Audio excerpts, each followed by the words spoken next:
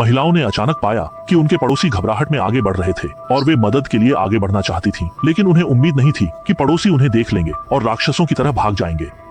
दोनों भ्रम में सड़क पर आए और पाया कि सभी पड़ोसी अपने जीवन के लिए गाड़ी चला रहे थे।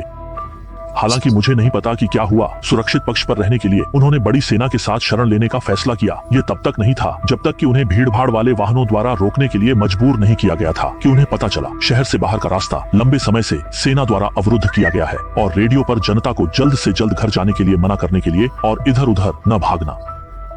वास्तव में शहर में क्या हुआ था? अचानक बजरी का एक टुकड़ा हुड़ में धंस गया। एक जोरदार गर्जना के साथ 2 लड़ाकू विमान सिर के ऊपर घूम रहे थे और हर कोई हैरान था। युद्धक विमान बिना किसी चेतावनी के उस शहर की ओर उड़ गए जहां वे रहते थे। अनगिनत विस्फोटक बम सीधे गिराए गए और आवासीय क्षेत्र तुरंत आग के समुद्र से घिरा हुआ था। सामने का दृश्य देखकर हर कोई भयभीत हो गया और अभी अभी उन्हें रेडियो पर घर जाने के लिए मूर्ख बनाया गया।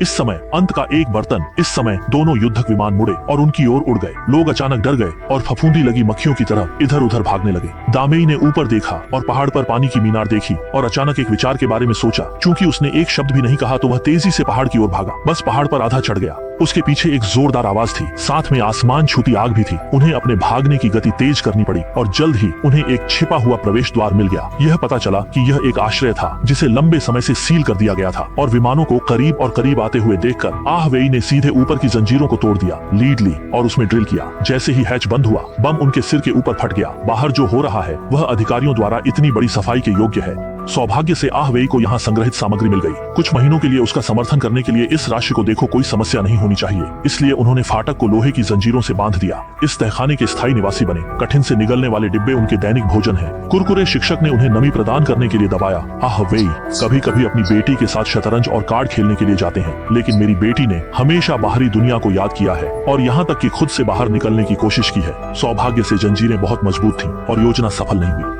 यह देखते हुए कि उसकी बेटी इतनी जिद्दी है, डेमी एक विशेष गुप्त तकनीक के साथ आई। घर का बना सरल पेरिस्कोप। बेटी खुश है। फिलहाल उसने पेरिस्कोप उठाया और उसे वेंट में गैप के साथ फैलाया। उसने आशंका से करीब देखा और देखा कि बाहर पहले से ही एक खंडहर था। जीवन का कोई संकेत नहीं था। मेरी बेटी पूरी तरह से मर चुकी थी। ऐसा लगता है कि दुनिया में उनमें से केवल 3 ही बचे हैं। इसके बाद मेरी बेटी ने बाहर जाने का विचार पूरी तरह से त्याग दिया। उसने यहाँ रहने के लिए खुद को त्याग दिया। हर दिन दीवार पर चाकू खींचता है। सप्ताह दर सप्ताह वे 301 दिन से भूमिगत रह रहे हैं। वे हर दिन केवल डिब्बा बंद भोजन खा सकते हैं। वे तहखाने से आधा कदम बाहर निकालने की हिम्मत नहीं करते हैं क्योंकि बाहर के राक्षस उन्हें फाड़ देंगे। लेकिन अब केवल 13 डिब्बे ही बचे हैं।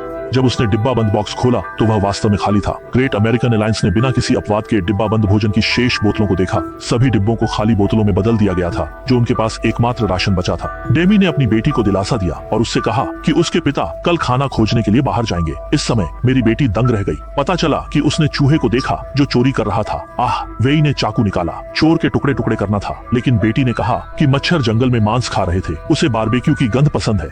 वेई उठ जाएगी, धीरे धीरे माउस के पास आ जाएगी। कौन जानता था कि उसने गलती से एक शाखा पर कदम रखा। जैसे ही चूहा हिला, वेई उस पर झपट पड़ा। हमला चूक गया। उसने चूहे के निशान की तलाश में अपना सिर घुमाया। फिर चूहे को इधर उधर भागते देख उसने जोर से वार किया। खंजर मेज पर अटक गया था और हिल नहीं सकता था। बस आखिरी महत्वपूर्ण क्षण में इस समय उसे कुछ सूंघ रहा था और जब उसने देखने के लिए सिर घुमाया तो पता चला कि जब वह चूहों को पकड़ रहा था तो उसने तेल के दीपक को खटखटाया था। बात करते करते तेल का लैंप फट गया। अमी ने पर्दा नीचे खींच लिया और पेशाब करने के लिए ऊपर चली गई।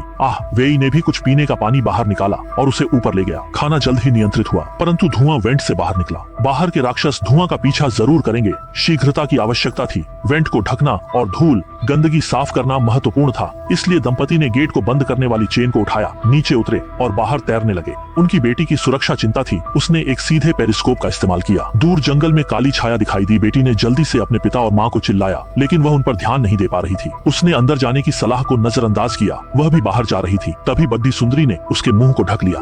वेई भी जल्दी से बाहर आ गया। अपनी बेटी को कुछ समझाते हुए दोनों चिंतित दिखाई दे रहे थे। तीनों जल्दी से बसमेंट में वापस छिप गए। वेई ने दरवाजे को बंद कर दिया और फिर अपनी सांस के साथ बाहर की हलचल को सुना। जमीन पर भारी कदमों की ध्वनि आनी शुरू हुई। राक्षस बेसमेंट के ऊपर रुक गए। प्रवेश द्वार नहीं मिल सके। ऊपर सिर्फ भारी सांसों की आवाज सुनाई दे रही थी। डेमी ने डर के मारे बेटी को दिलासा देने की कोशिश की। अब वे सब नहीं चीख सकते, नहीं तो राक्षस निश्चित रूप से इसे सुनेंगे। कदमों की ध्वनि फिर से शुरू हो गई।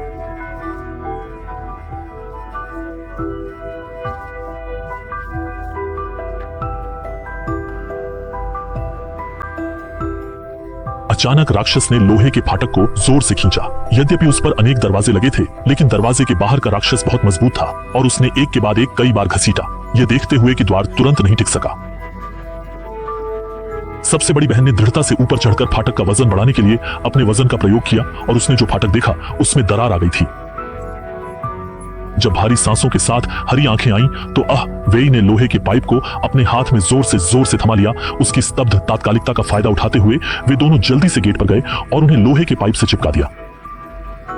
अब राक्षस अंदर नहीं जा पाएंगे, लेकिन वे जानते हैं कि अधिक राक्षसों के आने में देर नहीं लगेगी।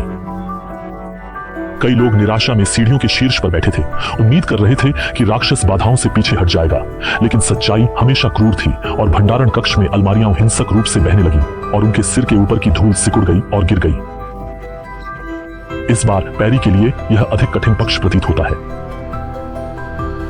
तभी गुफा के प्रवेश द्वार पर कई जोड़ी विचित्र आंखें दिखाई दी और वे अपनी पत्नी और बेटी को तेजी से गुफा की गहराई तक दौड़ने के लिए ले गए, लेकिन केवल 8 वर्ग मीटर के इस तहखाने में वे बिल्कुल भी बच नहीं सके। दमेई बुद्धिमान था और उसने लटकते हुए अग्रभाग के खिलाफ तेल के दीपक को तोड़ दिया और फिर पति और पत्नी ने 80 टन कैबिनेट को दरवाजे पर ले जाने के लिए एक साथ काम किया और आग की दीवार ने अस्थायी रूप से राक्षस के पैरों को अवरुद्ध कर दिया।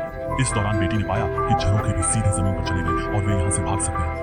वेई ने जल्दी से लंबा खंभा लिया और तख्त को दूर धकेल दिया और फिर पतला डेमी उठाया और उसे बाहर भेज दिया। डेमी के रेंगने के बाद उसे यह जानकर सुखद आश्चर्य हुआ कि सभी राक्षस उन्हें पकड़ने के लिए भूमिगत हो गए थे और सतह पर कोई नहीं था। यह भागने का अच्छा समय था। दोनों ने साथ काम किया और अपनी बेटी को फिर से खींचकर ऊपर ले आए। अंत में जब वेई की बात आई तो उसने दुखी होकर पाया कि छेद बहुत छोटा था और उसका कंधा फंस गया था और वह बाहर नहीं निकल पा रहा था। आनन फानन में वेई का हाथ 360 डिग्री तक सूज गया और उसका हाथ टूट गया, लेकिन अब उसे दर्द की परवाह नहीं थी। उसने तुरंत अपना दूसरा हाथ बढ़ाया और गुफा के प्रवेश द्वार पर महान सुंदरी को उसे बाहर खींचने दिया। इससे पहले कि कई लोग एक साथ काम कर पाते, वेई का शरीर छेद से बाहर आने वाला था। उसी क्षण राक्षस अवरोध को तोड़कर आगे बढ़े और तलवार के कदम से आगे बढ़े, उसे पैर से पकड़ लिया और उसे एक साथ लाकर खड़ा कर दिया। दमेई ने निराशा में गुफा की ओर देखा, तभी उसे नीचे से भयंकर युद्ध और दयनीय चीखों की आवाज सुनाई दी। जाहिर है कि वेई को पहले ही दुर्भाग्य का सामना करना पड़ा है और इस समय दोनों दुखी हैं, लेकिन वे अब कुछ नहीं कर सकते। दामेई ने अपनी बेटी को सांत्वना दी और फिर उसे पागलों की तरह भागने के लिए ले गई, लेकिन जैसे ही वह दौड़ी, दामेई ने पाया कि कुछ गड़बड़ थी।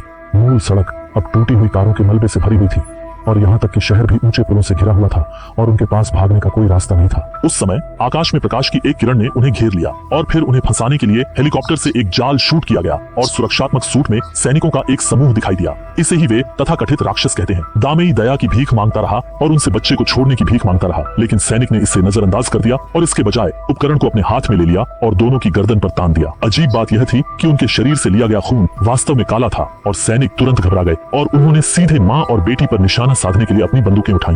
अंतिम समय में कमांडर के गले से खून की एक धारा निकली। यह पता चला कि वेई मौत से बच गया था, लेकिन इस समय उसका चेहरा चोट के निशान से और उसकी आंखें लाल थीं। यह स्पष्ट था कि वह वायरस से संक्रमित हो गया था। महल के डॉक्टर के वेई ने बड़ी शक्ति के साथ काम किया और अपने हाथ उठाकर कई सैनिकों को मार डाला, लेकिन वह अंत में मौत के भाग्य से बच नहीं पाया। यह पता चला कि 1 साल पहले शहर में एक अज्ञात वायरस का प्रकोप था और वायरस हवा के माध्यम से फैल सकता है, इसलिए संक्रमित शहरवासियों को इसके बारे में पता नहीं था। संयोग से डेमी ने अनजाने में अपने हाथ की हथेली काट ली, लेकिन पाया कि घाव लाल था और सूजा हुआ था और काला रस निकल रहा था और फिर उन्हें सच्चाई का पता चला। इसलिए पिछले 1 साल से उन्होंने राक्षसों से नहीं बल्कि संक्रमित को खत्म करने वाले सैनिकों से परहेज किया है। अपने पिता को मरता देख छोटी बच्ची भी इस समय अचानक फट गई। डेमी अपनी बेटी को हत्या की मशीन में बदलते नहीं देखना चाहती थी, इसलिए उसने जल्दी से उसे रोक दिया। माँ के निरंतर आश्वासन के तहत बेटी अंततः धीरे धीरे सामान्य हो गई, लेकिन सैनिक अभी इतना अच्छा नहीं था क्योंकि श्वास मुखौटा गिर गया था। वह भी वायरस से भरी हवा के संपर्क में आ गया था और धीरे धीरे इस भयानक रूप में बदल गया। यह देखकर कि हेलीकॉप्टर इस दिशा में उड़ रहा था,